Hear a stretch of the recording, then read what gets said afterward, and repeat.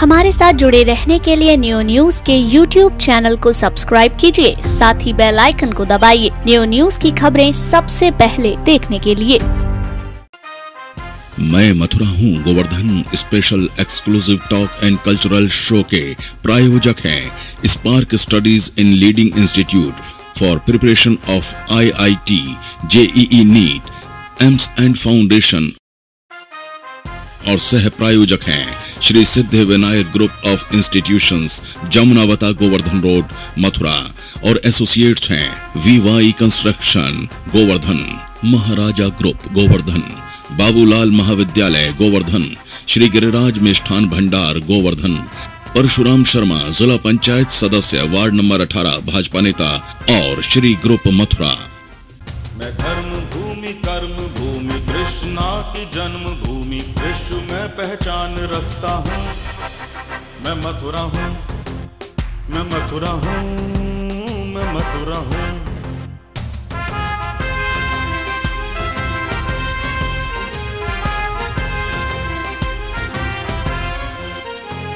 मैं प्रेम हूँ, मैं आस हूँ, मैं श्रद्धा का सैलाब हूँ, हर एक दिल में वास करता हूँ।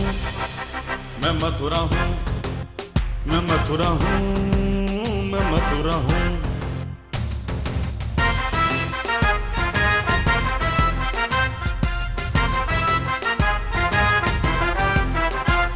हरिदास हूँ, रस खान हूँ, मैं गीता हूँ, पुराण हूँ, मैं एकता का प्रमाण रखता हूँ। मैं मथुरा हूँ, मैं मथुरा हूँ, मैं मथुरा हूँ।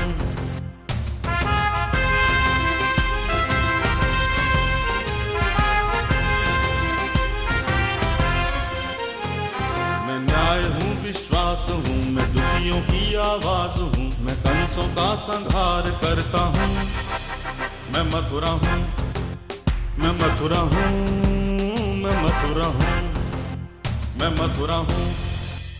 नमस्कार, मैं हूं दीपक चतुर्वेदी बैंकर और आप देख रहे हैं मैं मथुरा हूं गोवर्धन स्पेशल टॉक शो।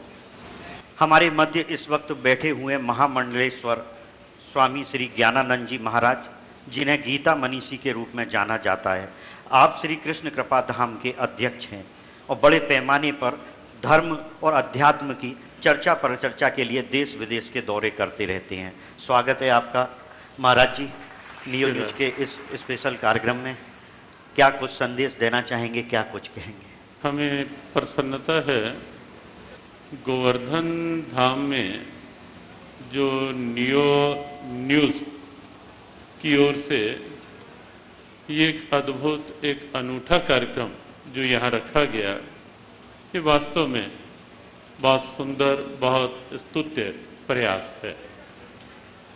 जिस ढंग से इस कार्यक्रम का आयोजन हुआ है और उसमें अनेक प्रकल्प लिए गए, अनेक भजन भाव के, कवि सम्मेलन के और पारस्परिक संवाद के कुछ कार्यक्रम जो रखे गए, तो उससे जो भौतिकवाद के प्रभाव में अपनी ब्रज संस्कृति का जो वास्तविक स्वरूप कुछ कुछ हमें लगता है लुप्त गुप्त सा होता प्रतीत हो रहा है, उसको फिर से एक व्यापक प्रेरणा बनाने में बहुत सहायक होगा यह कार्यक्रम। महाराज जी, आपने जहाँ हमें हमारे कार्यक्रम को लेकर धन्यवाद दिया, निश्चित आप जैसे महान विद्वान और संत का आशीर्वाद है, जिसके चलते नियो नेटवर्क के द्वारा ये प्रयास रहता है कि ब्रज संस्कृति के उत्थान और विकास को लेकर हम ज़्यादा से ज़्यादा प्रयास करें ताकि इसका सुरक्षा हो सके, बचाव हो सके। बहुत ही ज्वलंत प्रश्न अभी आपने छेड़ दिया ब्रज के विकास को लेकर, जो लुप्त होती संस्कृति है उसको लेकर निश्चित आपने अभी चर्चा की। वर्तमान में मैं बात करूँगा, हम और आप बैठे हैं गोवर्धन में गिरिराज तलहटी के मध्य में। वर्तमान में ये देखा जा रहा है जो ब्रज की संस्कृति है, जो पहले वृंदावन में तुलसी वन हुआ करते थे, आज नहीं है। यहाँ पर भी देखा जाए तो तमाम प्रकार की अव्यवस्था नजर आती है। आधुनिकीकरण काफ़ी कुछ हो गया है, वो जो पुरातन संस्कृति है वो धीरे धीरे करके कमज़ोर होती जा रही है। क्या कुछ संदेश देंगे, क्या कुछ होना चाहिए? वस्तुतः दीपक जी, दोनों पक्ष हैं। एक पक्ष तो ये है कि जो ब्रज संस्कृति के कमज़ोर होने की बात है, हमें लगता है कि हमारी ये दिव्य संस्कृति कमज़ोर होगी, ऐसा तो शायद नहीं होगा और ना होना ही चाहिए। लेकिन समय का प्रभाव कहें, बढ़ते भौतिकवाद का प्रभाव कहें, या वर्तमान में मनुष्य की जो एक सुविधाओं में रहने जीने की प्रकृति और बढ़ती प्रवृत्ति कहें, उसका ये असर है कि कहीं ना कहीं वो सांस्कृतिक परंपराएं मनुष्य पीछे करके अपनी सुविधाओं को आगे करता जा रहा है। एक कारण तो ये है कि जिसके चलते बहुत बड़े बड़े भवन और वो सब सुविधा संपन्न स्थितियां सामने आ रही हैं जी। और दूसरा कारण हमें यह भी लगता है कि आज से 20, 30, 40 वर्ष पूर्व आप देखें, तब लोगों की बहुत अधिक भीड़ नहीं आया करती थी, भले ही गोवर्धन की बात हो, वृंदावन की हो, मथुरा की हो। लेकिन आज यह भी एक भौतिकवाद का ऐसा प्रभाव समाज में बना, क्योंकि भौतिकवाद के प्रभाव में तनाव, दबाव, दुर्भाव वो बढ़ते ही बढ़ते हैं। भगवद गीता में भगवान गोविंद ने बहुत पहले कहा था कि विषयों के संसर्ग से मिलने वाला जो सुख है वो परिणाम में कहीं ना कहीं चिंताएं और तनाव लाता ही है। 5वें अध्याय का 22वां बड़ा प्रसिद्ध श्लोक है। तो उसके चलते समाज में चिंताएं बढ़ रही हैं, तनाव बढ़ रहे हैं। तनाव दूर करने का दिल्ली जैसे महानगर में कोई भौतिकीय साधन है नहीं, तो जब तनाव बढ़ते हैं भागते हैं वो वृंदावन की और सब लोग कि वहाँ जाकर मानसिक शांति मिलेगी, वहाँ मानसिक शांति। तो इसलिए भीड़ दिन प्रतिदिन बढ़ती जा रही है। तो ये भी सत्य है कि जब भीड़ बढ़ेगी तो भीड़ को संभालने के लिए भवन भी बढ़ेंगे जी। भीड़ बढ़ेगी तो कहीं ना कहीं स्वच्छता के आगे भी कुछ प्रश्न खड़े होंगे, व्यवस्थाओं के आगे प्रश्न खड़े होंगे।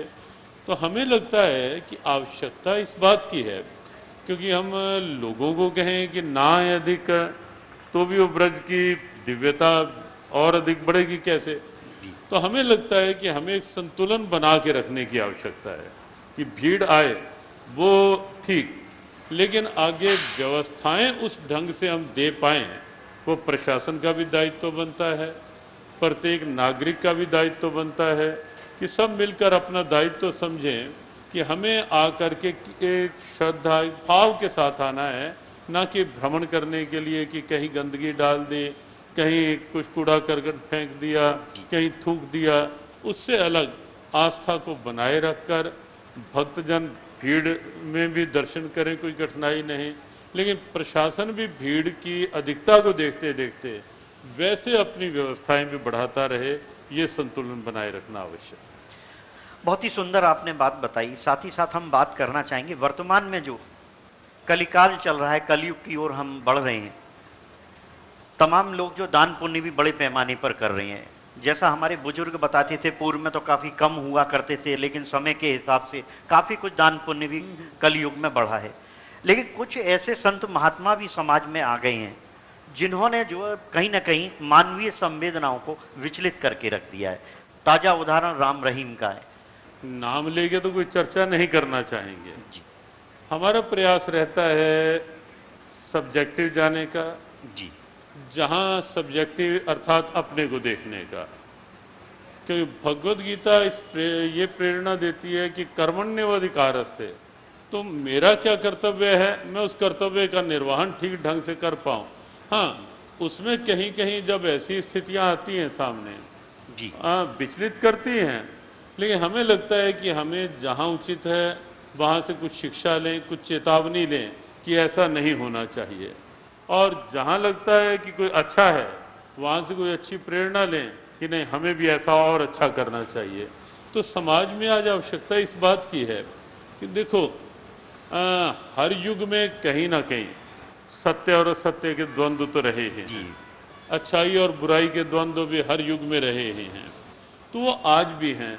तो हम केवल नकारात्मक को ना पकड़ें, हम मीडिया से भी यही विशेष आग्रह करेंगे कि हम दोनों पक्ष साथ लेकर चलें।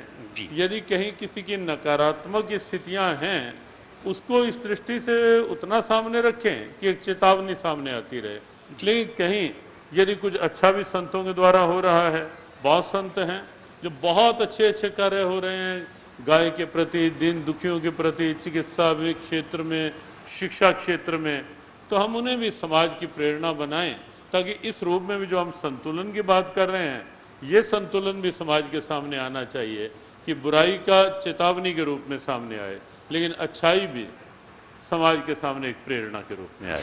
बहुत सुंदर बात आपने बताई, प्रेरणा का जिक्र किया आपने। कभी कभी ये भी देखा जाता है कि संत महात्माओं के पास भी कहीं न कहीं एक स्तर को लेके भेदभाव होने लगता है। तमाम ऐसे मथुरा और वृंदावन में संत महात्माएं जिसके पास एक आम वर्ग जाता है, उनका शिष्य वर्ग जिसे कहें, या उनके जो वो समर्थक कहें, या उनको वो अपना बहुत कुछ मानते हैं, उन्हें इतना मान सम्मान नहीं मिलता। और कुछ ऐसे पूंजीपति लोगों को इतना बढ़ावा मिलता है कि उन्हें वो पूरा पर्याप्त समय देते हैं, स्थान देते हैं, बाकी कुछ तमाम सहूलियत, तमाम आशीर्वाद उन्हें ही मिल जाता है। दो तरफा आशीर्वाद चलता है, वहाँ वो सहयोग देते हैं, वहाँ वो आशीर्वाद भरपूर दोनों हाथ से लेते हैं। एक छोटा सा शिष्य वो सहयोग नहीं दे पाता तो आशीर्वाद भी दोनों हाथों से नहीं ले पाता, एक ही हाथ मिलता है, वो भी मिल जाए तो वो बड़ा भाग्यशाली अपने आप को समझता है। दीपक जी, वैसे हर जगह तो ऐसा नहीं है, होगा कहीं कहीं, मानते हैं हम, लेकिन हमारे विचार में संत नाम सत के साथ जुड़ा हुआ है। संत की अगर सीधे शब्दों में देखा जाए कि संत क्या है, तो हमें लगता है कि जो सत्य से जुड़े और सत्य से जोड़ने की प्रेरणा बने। और जहाँ तक सत्य से जुड़ने और जोड़ने की बात है, तो सत्य सब प्राणियों के भीतर एक है कि हम तो भगवद गीता के उपासक हैं मुख्य रूप से, और भगवद गीता में बार बार भगवान कृष्ण कहते हैं कि समोहम सर्वभूतेषु नामे द्वेषो अस्ति ना प्रिया, मैं सब प्राणियों के में समान हूँ और सब मेरे लिए समान है। और हमारे कन्हैया की तो बाल लीलाएं जो हैं वो सीधा सीधा समता, समरसता और सद्भावना की दिव्य प्रेरणाएं हैं। तो हमें लगता है कि उन प्रेरणाओं को लेकर हमें आगे बढ़ना चाहिए। समाज की बहुत बड़ी आज आवश्यकता है कि समरसता जीवित रहे, सद्भावनाएं जीवित रहें और समता की प्रेरणाएं बनी रहें। ये ऊंच नीच भेदभाव दूर करने बहुत बड़ी आवश्यकता है। हाँ, कम से कम हमारा प्रयास तो रहता है कि ऐसा कहीं ना दिखे, और जो व्यक्ति कहीं झुग्गी झोपड़ी के भी हैं या उस क्षेत्र के भी हैं, वहाँ जाने की आवश्यकता पड़े तो जाया भी जाए। और अगर ऐसे लोग आ जाएं तो उनको ये ना लगे आकर के कि हम आए तो हमें कहीं भेदभाव में रखा गया, तो सबको एक प्लेटफॉर्म पे लाया जाए, तो आवश्यकता भी है। लेकिन हम कहते हैं कुछ यदि ऐसा करते हैं तो निश्चित रूप से हम सबको ये ध्यान रखना चाहिए कि हम सबके प्रति एक रस, एक भाव रखें। संत ज्ञानानंद जी महाराज, जैसा कि आपने तमाम बातों का जवाब दिया, निश्चित जो है आप गीता मनीषी के रूप में जाने जाते हैं, महान विद्वान हैं। समय समय पर मैंने भी कई कवरेज की हैं नियो न्यूज के माध्यम से। मथुरा जंक्शन रेलवे स्टेशन हो तो वहाँ पर यदि प्याऊ लग रही है तो आपके सौजन्य से गर्मियों में लगी है। इसके अलावा भी आध्यात्म की काफ़ी कुछ प्रचार प्रसार आप करते रहे।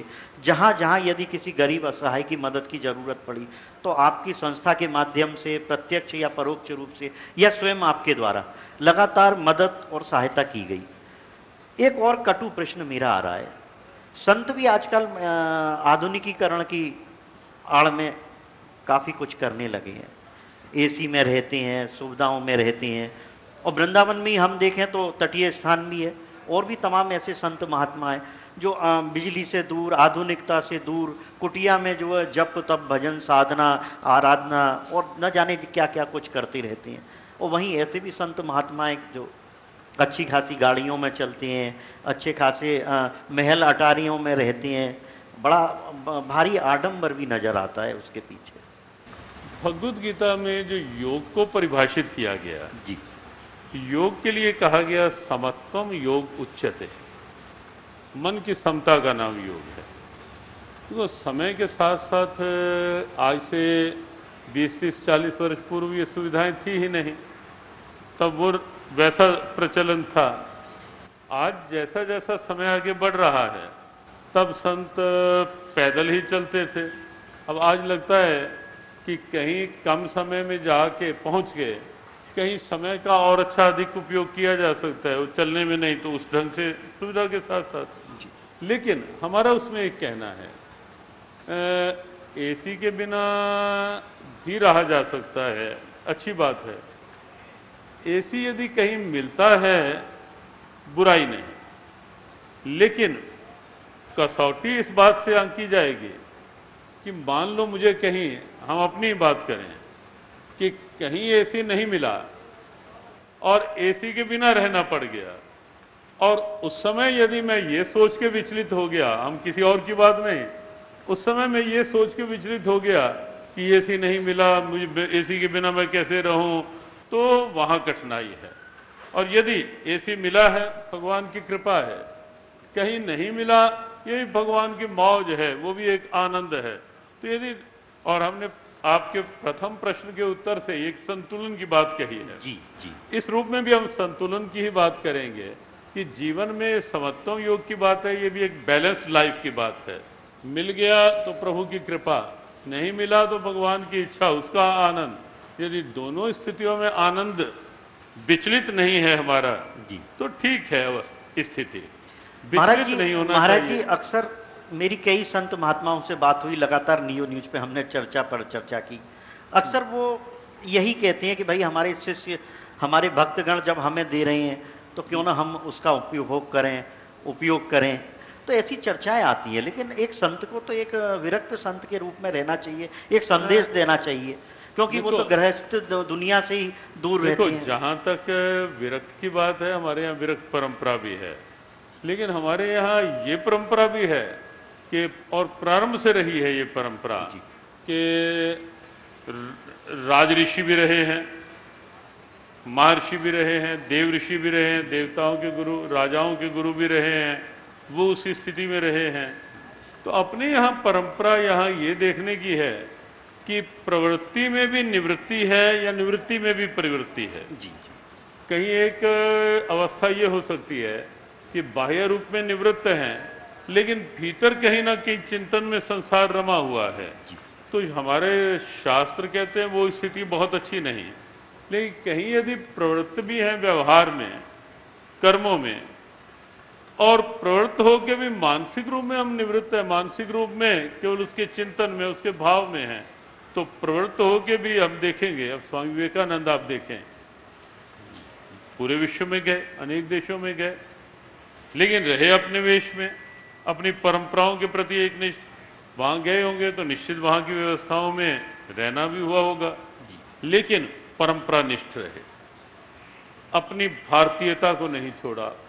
तो मुख्य बात यह है कि हम ये, अगर मान लो हम ये मान लें कि केवल विरक्ति ही संत का जीवन है, तो व्यवहार में, संसार में कहीं ना कहीं संस्कार की आवश्यकता है जी। और संत को जाना होगा, परिवार में भी जाना होगा संस्कार के लिए। परिवार में भी संत रहती हैं, लेकिन एक परंपरा का निर्वहन करती हैं। परिवार में रहते भी हैं और परिवार में जाते भी हैं, लेकिन अगर हम परिवार में जाकर परिवार की परंपराओं के अनुसार ढल गए तो हम कमजोर, और अगर परिवार को अपनी परंपरा के अनुसार ढालने में कामयाब हो गए तो फिर भगवान की कृपा, फिर संत की स्थिति आवश्यक है उस रूप में।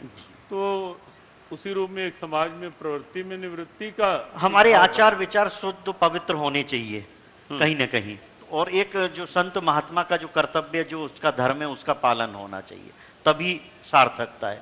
ऐसा नहीं कि हम संत हैं लेकिन उसका कहीं ना कहीं दुरुपयोग कर रहे हैं, तो उसे संत नहीं माना जाएगा। कहीं ना कहीं यही रहा। चलते चलते एक और प्रश्न, क्या कुछ संदेश देना चाहेंगे, क्या कुछ कहेंगे ब्रज के उत्थान और विकास को लेके? जो ब्रज की समस्याएं, ब्रज को लेके तमाम चीज़ें समय समय पर सामने आती हैं, इन सब चीज़ों को लेके। अब गोवर्धन की हम बात कर लें, हम आप गिरिराज तलहटी में बैठे हुए हैं, यहाँ दूध की बड़ी शिकायत है कि सिंथेटिक दूध जो चढ़ता है, शुद्ध दूध नहीं है, तो ऐसी बहुत सी चीज़ें हैं।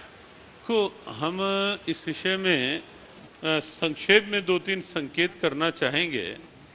एक संकेत तो ये कि जहाँ प्रशासन व्यवस्थाओं के प्रति जागरूक रहे, महानगरों में यदि पार्क, महानगरों में और सुविधाओं के रूप में बहुत बड़ी राशि का प्रयोग में लाई जाती है, लेकिन दूसरी ओर हमारे तीर्थों के प्रति उतना ध्यान नहीं दिया जाता। हम आशा करेंगे कि वर्तमान सरकारें ब्रज की गरिमा को बनाए रखने के लिए पूरी तरह से, जैसे और बड़े बड़े नगरों के लिए सरकारों के प्रयास रहते हैं नगर अच्छे दिखें, तो हमारे तीर्थ तो हमारी भारत भूमि की आत्मा है, प्राण है ये जी। और सरकार के लिए पर्यटन का भी सीधा सीधा साधन है। तो क्यों नहीं सरकार को तीर्थों के प्रति, ब्रज के भावों के प्रति और नगरों की अपेक्षा अधिक ध्यान दिया जाना चाहिए। तो हम वर्तमान सरकार से भी नियो न्यूज़ के माध्यम से ये संकेत करना चाहेंगे कि प्रशासन, सरकार भी इस विषय में जागरूकता दिखाए। जहाँ वित्तीय सहायता की आवश्यकता हो वो उसमें पीछे नहीं हटे, जहाँ प्रशासनिक व्यवस्थाओं की आवश्यकता हो उससे भी पीछे नहीं हटे। दूसरी बात ये है, एक विषय भारत के प्रधानमंत्री जी की ओर से हुआ स्मार्ट सिटीज़ का, स्वच्छता का, स्मार्ट सिटीज़ का, उसमें स्वच्छता एक भाव। तो हमने एक बात कही कि सिटी स्मार्ट बने, अच्छी बात है, लेकिन जब तक स्मार्ट सिटीज़ के साथ साथ सिटीजन्स स्मार्ट नहीं बनेंगे तब तक ये स्मार्ट सिटी वाली कल्पना भी अधूरी रहेगी जी। हर नागरिक को स्मार्ट होना पड़ेगा, हर नागरिक को कर्तव्यनिष्ठ, राष्ट्र भाव भावित होना पड़ेगा, अपने तीर्थों के प्रति एक जागरूक आस्था बनाए के रखनी होगी। और जहाँ जागरूक आस्था की बात है वहाँ केवल इतना नहीं कि हम गिरिराज जी जाए, वहाँ ये ध्यान रखना होगा कि यदि कहीं दूध सिंथेटिक दूध मिल रहा है, जानकारी में है, हम उससे अच्छा केवल जल अभिषेक कर दें, दुग्ध अभिषेक नहीं करें। बहुत सुंदर, बहुत यदि हर श्रद्धालु ये ध्यान रखे, देने वाले तो ध्यान रखें ही रखें, लेकिन हमें लगता है हर श्रद्धालु ये देख लेगा यदि कि सिंथेटिक दूध यहाँ प्रयोग में लाया जा रहा है, तो हमें लगता है कि उसके पश्चात वो नहीं लेगा तो अगले दिन उनको बेचने वालों को सोचना पड़ेगा। बहुत ही सुंदर बात आपने और कही। ऐसे ही स्वच्छता की बात है, हर आने वाला ये सोचे कि मैं अपनी ओर से गंदगी डालूंगा नहीं, पड़ी हुई गंदगी को उठाने में गौरव समझूंगा और गंदगी डालने में परहेज करूंगा। हर श्रद्धालु ये समझ ले तो हमारा स्वच्छता का संकल्प जो है वो भी सार्थक हो जाएगा, सार्थक होने लगेगा। तो चलिए एक छोटा सा हम ब्रेक ले लेते हैं, फिर आपसे भी अभी दोबारा बात करेंगे। जैसा कि दर्शकों आप देख रहे हैं, हमारे मध्य गीता मनीषी स्वामी ज्ञानानंद जी महाराज बैठे हुए हैं और उनसे लगातार धर्म और आध्यात्म को लेकर चर्चा पर चर्चा का दौर जारी है। लेकिन इस बीच हम लेते हैं एक छोटा सा कॉमर्शियल ब्रेक, और ब्रेक के बाद फिर से हम इस चर्चा को आगे भी जारी रखेंगे। मैं मथुरा हूँ, मैं मथुरा हूँ, मैं मथुरा हूँ, मैं मथुरा हूँ Govardhan special exclusive talk and cultural show के प्रायोजक हैं Spark Studies in leading institute for preparation of IIT, JEE NEET, AIIMS and foundation, और सह प्रायोजक हैं Shri Siddhi Vinayak group of institutions, Jamunawata, Govardhan road, Mathura, और एसोसिएट्स हैं VY construction Govardhan, Maharaja group Govardhan, Babulal Mahavidyalaya Govardhan, Shri Giriraj Mishthan Bhandar Govardhan, Parshuram Sharma जिला पंचायत सदस्य वार्ड नंबर 18 भाजपा नेता, और श्री ग्रुप मथुरा। मैं मथुरा हूँ, मैं मथुरा हूँ, मैं मथुरा हूँ। एक बार फिर से आप सभी का स्वागत है। हमारे मध्य में मौजूद हैं महामंडलेश्वर स्वामी ज्ञानानंद जी महाराज, जिन्हें गीता मनीषी के रूप में जाना जाता है। वृंदावन में स्वच्छता को लेकर एक बड़ा अभियान आपने अपने शिष्यों के साथ चला रखा है, और निश्चित जो वृंदावन में जगह जगह पर जो स्वच्छता दिखाई देती है उसमें कहीं ना कहीं महाराज श्री का आशीर्वाद है, उनका भी सहयोग है। चलिए आपसे इसी को लेकर बात कर लें। स्वच्छता अभियान में तो आपका और आपकी जो श्री कृष्ण कृपा धाम है उसका तो विशेष योगदान रहा है कहीं ना कहीं, और स्वच्छता को लेकर तो एक मुहिम चला रखी है आपने, और कहीं ना कहीं आप चाहते हैं कि पूरा भारतवर्ष स्वच्छ हो, और ब्रजमंडल वृंदावन तो हमारा हो, गोवर्धन हमारा हो, बरसाना, नंदगाम, गोकुल हो, लेकिन कहीं ना कहीं आपने तो इसके प्रति एक बड़ा जो है अलग जगह रखी है। क्या कुछ कहेंगे? हमारा भगवद गीता के भाव के साथ एक आह्वान प्रारंभ से रहा है, गीता से सद्भाव बढ़ाएं और स्वच्छता को स्वभाव बनाएं। जय हो, बहुत सुंदर बात। बहुत गीता सद्भावना का ग्रंथ है। गीता से सद्भाव बढ़ाएं, स्वच्छता को स्वभाव बनाएं, और हमारा प्रयास भी रहता है आने वाले श्रद्धालुओं से एक संकल्प करवाने का कि ये निश्चित करें कि वृंदावन चलते हुए, ब्रज में कहीं भी आते हुए हम कहीं थूकेंगे नहीं। थूकेंगे तो डस्टबिन या कहीं ड्रेन में, हम कहीं जेब से कोई गंदगी निकाल के डालेंगे नहीं, पड़ी हुई गंदगी को उठा के उचित स्थान पे रखेंगे। अभी हम एक बात बताएं कि अब आश्रम में इन दिनों हरियाणा रेड क्रॉस की ओर से एक शिविर लगा है जी। लगभग 300-350 बच्चियां हरियाणा की, पूरे हरियाणा के प्रत्येक जिला के आश्रम में हैं, अधिकारी भी हैं। तो उनको भी ये कहा गया है कि एक समय 2 घंटे सब बच्चे, सब अधिकारी भी साथ निकलेंगे और आश्रम के लोग भी, और भी संतों को साथ लिया जाएगा कि हम 2 घंटे स्वच्छता के लिए वृंदावन में निकलेंगे और आश्रमों से भी जाकर आग्रह करेंगे कि हम गंदगी आश्रम की बाहर नहीं फेंकें। तो एक भाव है, स्वभाव है और राष्ट्र की सीधी सीधी आवश्यकता। बहुत ही सुंदर विचार है और निश्चित आपने एक जो जागरूकता अभियान चला रखा है। आपको गीता मर्मज्ञ, गीता मनीषी कहा जाता है। मैं चाहूँगा जो हमारे नियो न्यूज के दर्शक इस वक्त आपको अपनी टेलीविज़न स्क्रीन पर देख रहे हैं, उन्हें गीता के संदेश जो सरल और सुलभ हों, सहजता से हमारी अंतर मन में उतर जाएं, क्या कुछ संदेश देना चाहेंगे, क्या कुछ कहेंगे आप? सर्वप्रथम तो ये प्रसन्नता है कि आपने जो इस पूरे कार्यक्रम को नाम दिया मैं मथुरा हूँ।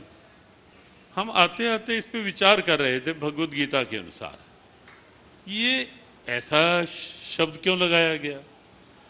तो हमें लगा कि जब तक हम अपनी पूरी आत्मीयता, भगवद गीता में बार बार आप आत्मीयता की बात करें पाएंगे कि कोई निम्न से निम्न प्राणी भी है उसके साथ भी आत्मीयता आप जोड़ें, स्वाभाविक संवेदनाएं जागेंगी, स्वाभाविक सद्भावनाएं प्रकट मुखरित होंगी।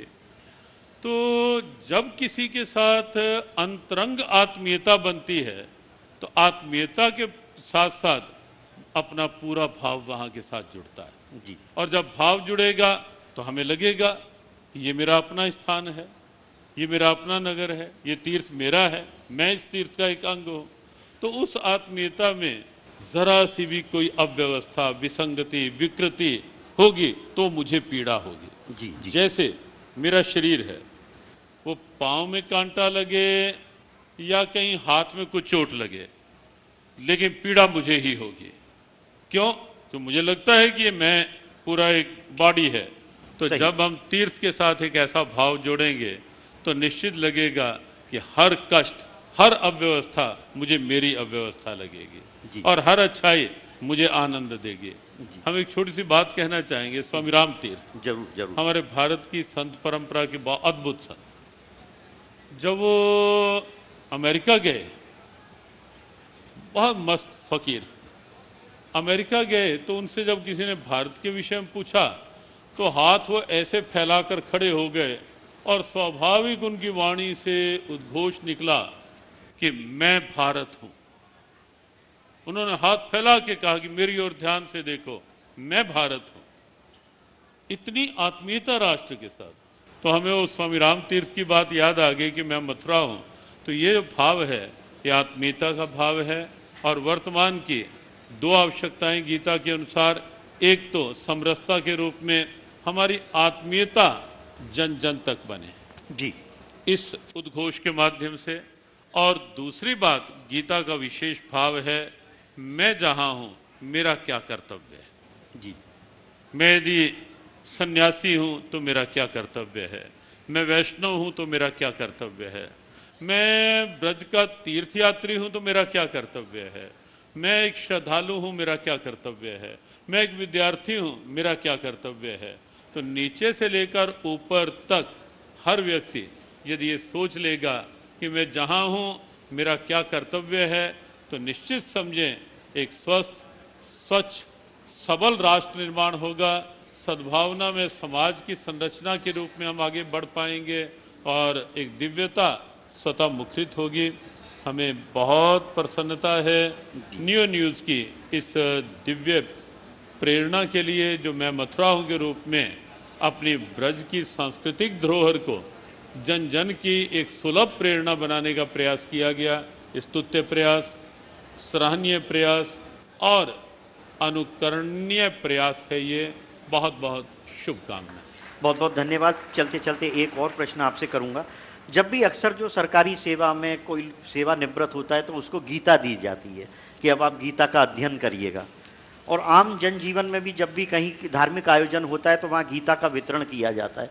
अक्सर ये देखा गया है कि श्रीमद् भागवत के प्रति तो लोगों का रुझान ज़्यादा है, लेकिन गीता का अध्ययन नहीं करती हैं, जबकि मानवीय जीवन में एक बार गीता का अध्ययन करना चाहिए। यदि अपने मनुष्य जीवन को लेकर कुछ सार निकालना है कि हमें क्या कुछ करना चाहिए, गीता का सार क्या है, तो गीता का अध्ययन एक बार जीवन में अवश्य करना चाहें। क्या कहेंगे इसको लेकर? हमें लगता है कि जब गीता का अध्ययन एक बार कोई ध्यान से कर लेगा तो उसका बार बार मन करेगा गीता का अध्ययन करने की। गीता में आप पाएंगे एक संपूर्ण जीवन प्रबंधन, संपूर्ण जीवन व्यवस्था, जीवन क्या है, लाइफ वैल्यूज़ क्या है, जीवन मूल्य क्या है, जीवन की संवेदनाएं क्या हैं, जीवन में बुद्धि की क्या भूमिका है, निर्णयात्मक शक्ति क्या है, संकल्प शक्ति क्या होती है जीवन में, ये सब कुछ आप गीता में पाएंगे जी।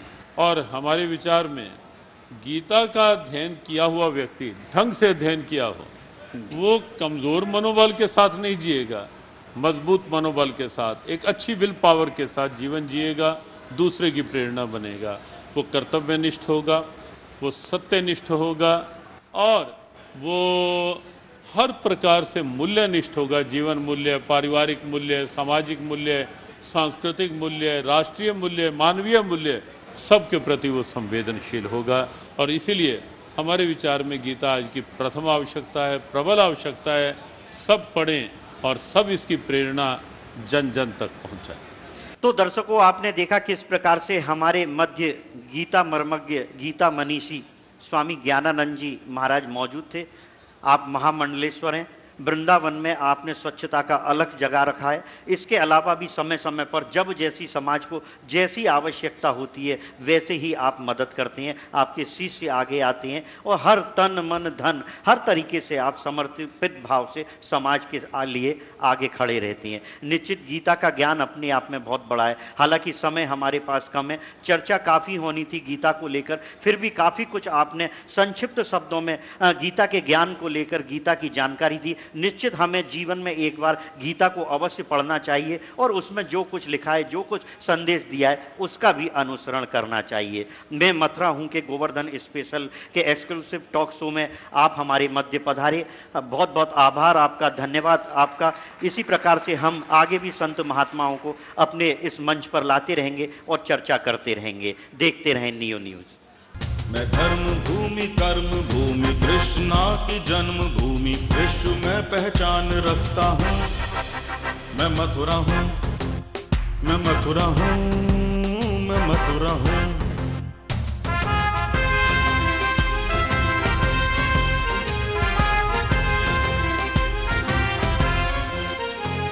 मैं प्रेम हूँ, मैं आस हूँ, मैं श्रद्धा का सैलाब हूँ, हर एक दिल में वास करता हूँ। मैं मथुरा हूँ, मैं मथुरा हूँ, मैं मथुरा हूँ।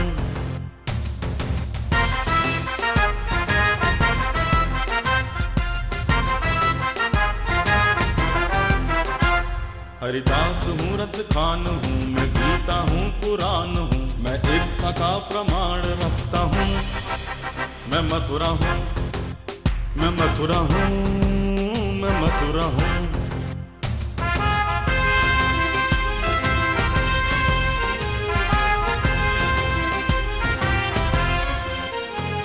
मैं न्याय हूँ, विश्वास हूँ, मैं दुखियों की आवाज हूँ, मैं कंसों का संहार करता हूँ। मैं मथुरा हूँ, मैं मथुरा हूँ, मैं मथुरा हूँ, मैं मथुरा हूँ।